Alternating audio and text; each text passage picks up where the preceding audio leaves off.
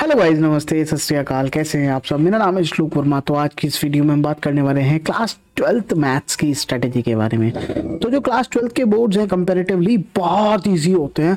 मैं आप सभी को एक बात कहना चाहता हूं। देखो भाई, अगर आप सोच रहे हो कि क्लास 12th का बोर्ड बहुत हार्ड है या फिर मैं नहीं कर पाऊंगा, तो तुम एक बावले बच्चे हो और कुछ भी नहीं हो।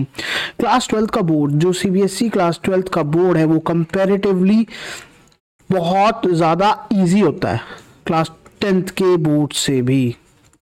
भाई टफर लेवल तो आपको ऐसा इसलिए फील होता है, एक तो आपका जो कोर्स होता है वो ज़्यादा होता है, आपके पास एज कंपेरेटिवली जो सिलेबस होता है वो ज़्यादा होता है, तो इसलिए आपको लगता है कि ये हार्ड है। पर मैं मानता हूँ कि मेरी लाइफ का सबसे आसान जो एग्ज़ाम अभी तक रहा है वो क्लास 12 सीबीएसई बोर्ड रहा है।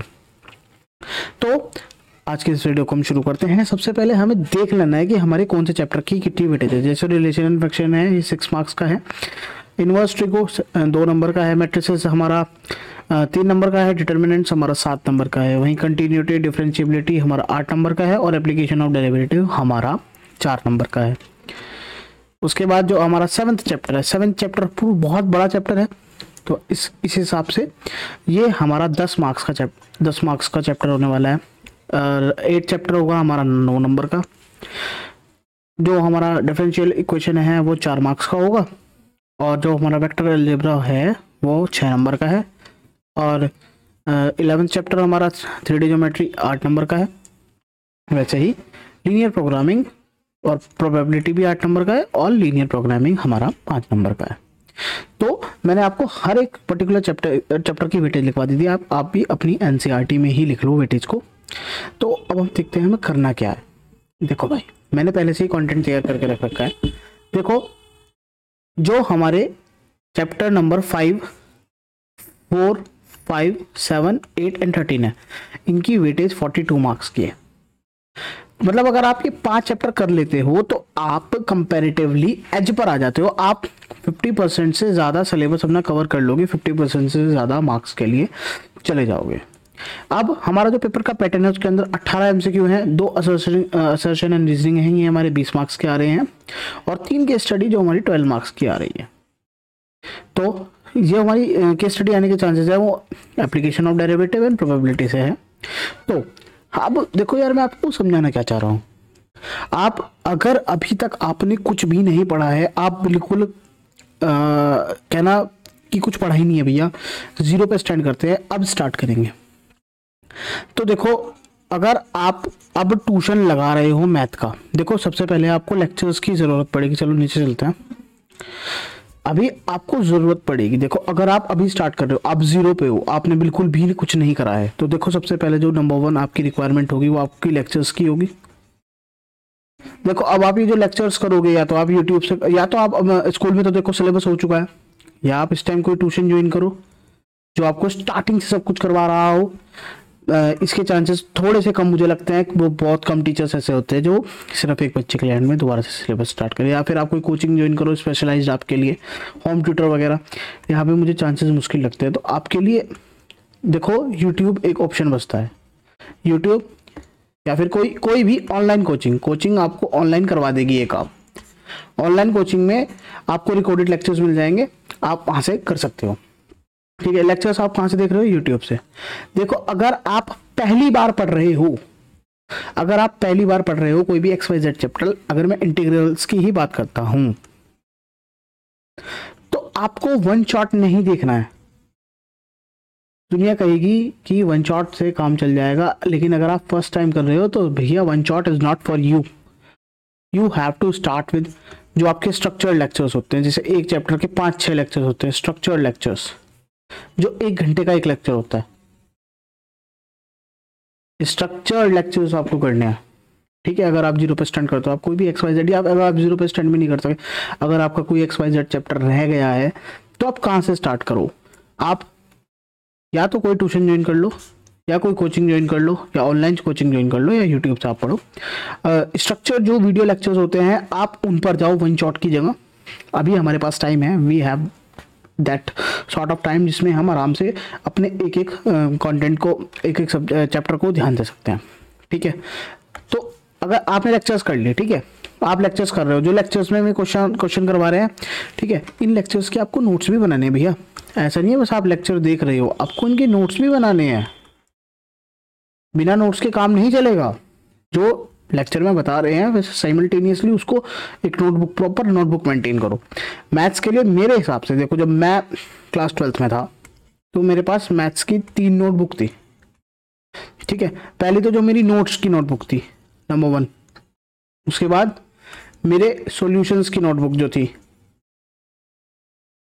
और नंबर 3 मेरी रफ कह लो या फिर प्रैक्टिस कह लो जो, ठीक है रफ कह लो या प्रैक्टिस कुछ भी कह लो।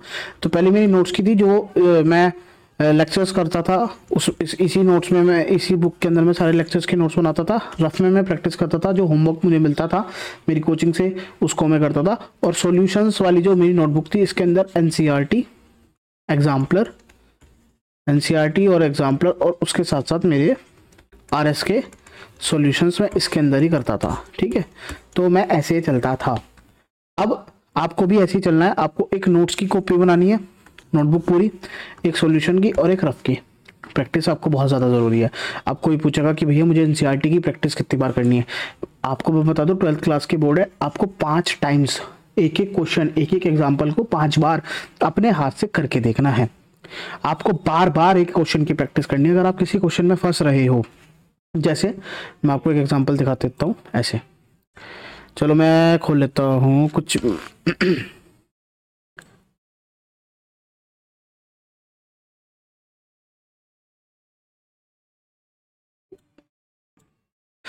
यहीं पे कर लेते हैं। चलो मान लो मैं एक्सरसाइज 5.1 के क्वेश्चन नंबर 5 में फंस गया। ठीक है, ये मेरे से पहली बार में नहीं हुआ, या मुझे इस क्वेश्चन में प्रॉब्लम, अगर मेरे से नहीं हुआ, मुझे आता है लेकिन मैं कर नहीं पा रहा, मैं भूल गया हूँ, तो मैं इस पे डालूंगा प्रैक्टिस या फिर रिपीट। मैं R4 रिपीट डालता था, ठीक है, और P4 होता था प्रॉब्लम। ऐसा नहीं है। अब मैं आपको कह दूं भैया वक्त कम बच रहा है, अगर आप 5 बार रिपीट कर रहे हो, अगर आप 5 बार रिपीट कर रहे हो तो आपको कौन से क्वेश्चंस करने हैं। सारे सवाल 5 बार नहीं करने होते। जैसे मान लो बहुत आसान सवाल है, बहुत बेसिक लेवल सवाल है, तो आपको एक बार में समझ में आ गया। ठीक है भाई, देखो मिनिमम 2 बार तो करो ही, मिनिमम 2 बार आपने एक एक सवाल करा। उसके बाद मान लो आप कोई क्वेश्चन कर रहे हो और आप या तो उसमें अटक रहे हो, मतलब भूल रहे हो, सोल्यूशन को भूल रहे हो, तो उस पर डाल दो रिपीट, बस एक आर को ऐसे लिख दो। और अगर आप क्वेश्चन आप भूल ही गए बिल्कुल ही, मतलब यार प्रॉब्लम आ रही है उस क्वेश्चन को समझ में नहीं आ रहा, तो उस पर डाल दो पी। तो अब आपको पता है कि आपको आर और पी वाले क्वेश्चन करने हैं। कौन सा क्वेश्चन करना है आपको? आर और पी वाले। फिर लास्ट के जब आप जैसे 2 बार आपने पूरा रिवीजन कर लिया, तो अब आपको 3 बार ये वाले क्वेश्चन करने हैं, आर और पी वाले। ठीक है, अब देखो मैं क्या करता था, मेरे जो सर थे तो वे क्या करते थे क्वेश्चन पे ऐसे लिखवा देते AHD। AHD का मतलब है आया ही धरा, मतलब कि वे पहले से ही इंपॉर्टेंट क्वेश्चन मार्क करवा देते थे कि भाई ये तो आएगा ही। और PYQs भी हमारे से 10 साल के करवाते थे। लेकिन अब हमें मैं आपके चलता हूँ रिसोर्सेज पे लेके कि हमें क्या क्या रिसोर्स फॉलो करना है। भाई नंबर 1 थिंग हमने लेक्चर्स कर लिए, उसके बाद हमें NCERT सॉल्व करनी है। ये 85 to 90% में पता क्या बता रहा हूँ, जो आपका CBSE बोर्ड, CBSE का जो आपका क्लास 12th का मैथ्स का पेपर बनेगा ना, 90% क्वेश्चन, यानी कि अगर 38 क्वेश्चन हैं तो कम से कम 30 या से लेके 35 क्वेश्चंस आपके एनसीईआरटी से होंगे, एनसीईआरटी लेवल के होंगे, और कुछ क्वेश्चंस तो डायरेक्ट एनसीईआरटी से ठाके में आपको दे देंगे। तो इससे हमें ये पता चलता है हमें एनसीईआरटी में से कुछ भी नहीं छोड़ना है। उसके बाद आती है एनसीईआरटी एग्जाम्पलर। भाई देखो 18 MCQ आ रहे हैं एनसीईआरटी एग्जाम्पलर में, MCQ ही तो है, तो आपको एनसीईआरटी एग्जाम्पलर भी नहीं छोड़नी है। अब PYQ करने हैं, भाई PYQ सिर्फ 5 साल के करो, मोर देन इनफ है। इससे ज़्यादा पैसे 2018 से पहले के करने की कोई जरूरत नहीं है। सैंपल पेपर की बात आई, आप 10 सैंपल पेपर करो और एक ऑफिशियल CBSE का सैंपल पेपर करो, तो 11 का शगुन हो जाएगा। अब PYQ के लिए बुक कौन सी रेफर करूं? ठीक है, मेरे हिसाब से आज की तारीख में मैं सिर्फ अपनी बात करता हूँ, ओसवाल की जो चैप्टर वाइज PYQ आती है ना, वो ले लो। चैप्टर वाइज PYQ इसे ठा लो, इसे पूरी घोट के पी जाओ। एनसीईआरटी एग्जाम्पलर और उसके बाद ओसवाल घोट के पी जाओ। सैंपल पेपर कोई भी ले लेना भाई, इससे मतलब नहीं है, लेकिन ओसवाल ले लेना, बहुत अच्छी बुक है, बहुत तगड़ी बुक है। ठीक है, अब हमें करना क्या है भाई, टाइम मैनेजमेंट पे ध्यान देना है हमें। क्यों? क्योंकि 38 क्वेश्चन 180 मिनट में करने हैं। तो अगर आपकी प्रैक्टिस नहीं है पेपर को सॉल्व करने की तो 100 चाहे तुम्हें सब आता है, तुम्हें सारे क्वेश्चन 38 के 38 क्वेश्चन तो मैं आ गए, लेकिन अगर तुम्हारी प्रैक्टिस नहीं है ना भाई, तुम नहीं सॉल्व कर पाओगे। ठीक है, एज कम्पेयर इजी आता है लेकिन थोड़ा लेंथी आता है क्लास 12 मैथ का पेपर, तो आपको प्रैक्टिस करनी है। अब प्रैक्टिस कैसे करोगे? देखो, सबसे पहली आपकी प्रायोरिटी, आपको अपना सारा सिलेबस पूरा करना है। सिलेबस कहाँ से करोगे? NCERT exemplar. ठीक है, कहानी खत्म, वहाँ पे हमने अपना सारा सिलेबस कर लिया, उस सवाल से हमने पीवाईक्यू लगा लिया। अब देखो सिलेबस पूरा हो गया, ठीक, उसके बाद हम प्रैक्टिस करेंगे सैंपल पेपर से। मैंने आपको 10 इसलिए कहा, 10 मोर देन इनफ है। और ये ऐसे करना जैसे मुझे जैसे मान लो हमारा 10 तारीख को पेपर है, तो 1 तारीख से रोज एक सैंपल पेपर या 2 सैंपल पेपर लगाने सॉल्व करता हूँ। ठीक है, तो इसलिए मैंने कहा 10 सैंपल पेपर कम से कम सॉल्व करना। और इनके लिए क्या करना, आप मार्केट से जो सीबीएसई बोर्ड की सॉल्यूशन कॉपी आती है ना, वैसी कॉपीज खरीद लेना। जैसे सीबीएसई आप बोर्ड में पेपर दोगे, वैसी जैसी कॉपी आती है वैसी ही आप कॉपी परचेज कर लेना। और 3 आवर्स का टाइमिंग सेट करना। कहीं भी अकेले जाओ, लाइब्रेरी जाओ, अकेले बैठ जाओ जाके, और 3 आवर्स का टाइम सेट करो और उस पेपर को सॉल्व करो। देखो कायदा प्लस कानून यही कहता है, ऐसे ही आपको चलना है। ठीक भाई साहब, हमारा सब कुछ बेसिकली मैंने इस वीडियो में आप सभी को बता दिया है कि भाई कौन सा चैप्टर कितने नंबर का है। ठीक है, अब देखो बहुत सारे बच्चे इस चीज में कंफ्यूज है कि भाई कौन सा चैप्टर हमें कितने दिन लेने वाला है। भाई देखो सुनो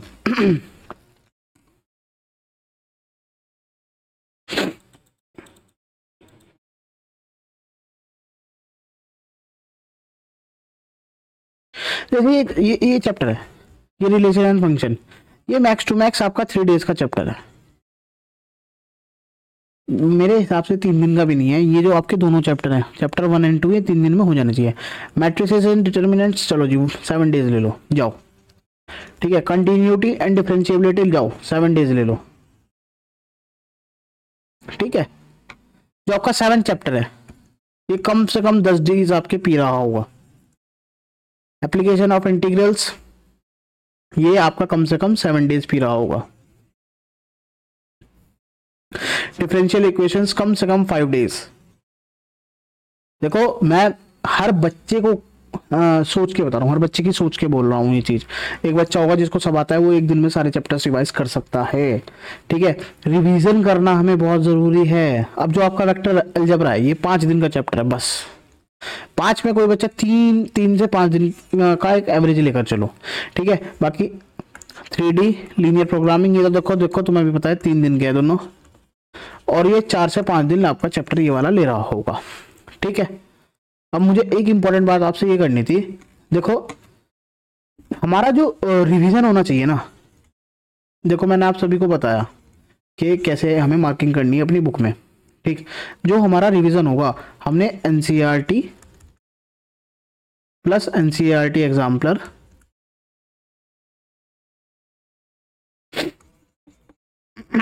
प्लस ओसवाल, जिसमें हमने पीवाईक्यू लगाए, ओसवाल की पूरी किताब को चाट के चले जाना भाई, पूरी किताब को घोट के पी जाना। और प्लस सैंपल पेपर 11 से 15 कर लो। ठीक, मेरे हिसाब से 11 बहुत है।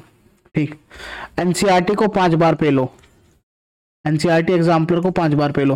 देखो ओसवाल को कम से कम आपको 2 बार तो करनी ही पड़ेगी यार। मतलब देखो सुनो, हमने एक बुक को 1 बार सॉल्व कर लिया। ठीक है, अब उसमें हमने आर और पी लगाया कि भाई जो उनसे क्वेश्चन में प्रॉब्लम है उस पर पी, और जो उनसे क्वेश्चन को रिपीट करना है भाई समझ में आता है लेकिन भूल गया सॉल्यूशन, तो उस पर आर लगा दिया। तो कम से कम ऐसे करके इसको उस सवाल को 2 बार रिपीट करना। सैंपल पेपर को जैसे तुम एग्जाम दे रहे हो बिल्कुल उस सिचुएशन में बैठ के सॉल्व करना भाई, मजा आ जाएगा, बढ़िया पेपर आ जाएगा। मैं कह रहा हूं अगर तुमने ये स्केड्यूल फॉलो कर लिया, आपको 80 आउट ऑफ 80 से कोई भी नहीं रोक सकता है। ये मेरे से लिखवा के रख लो। देखो 1-2 सवाल गंदा फंस गया, कोई दिक्कत नहीं है यार, आपने अपना 100% तो दिया। मैटर करता है कि आपने क्या अपना 100% दिया। 100% मार्क्स आए ना है, क्या आपने वो हार्ड वर्क करा, क्या आपने वो डेडिकेशन दिखाई, क्या आपने स्ट्रगल करा सोशल मीडिया को छोड़ने का, बाहर घूमने का, क्या आपने सेक्रीफाइसेस करे। तो ये सब मैटर करता है। ठीक है भाई साहब, अगली वीडियो में मिलते हैं। Please do like share subscribe और यूट्यूब चैनल। मेरा नाम है श्लोक, मिलता है आपसे अगली वीडियो।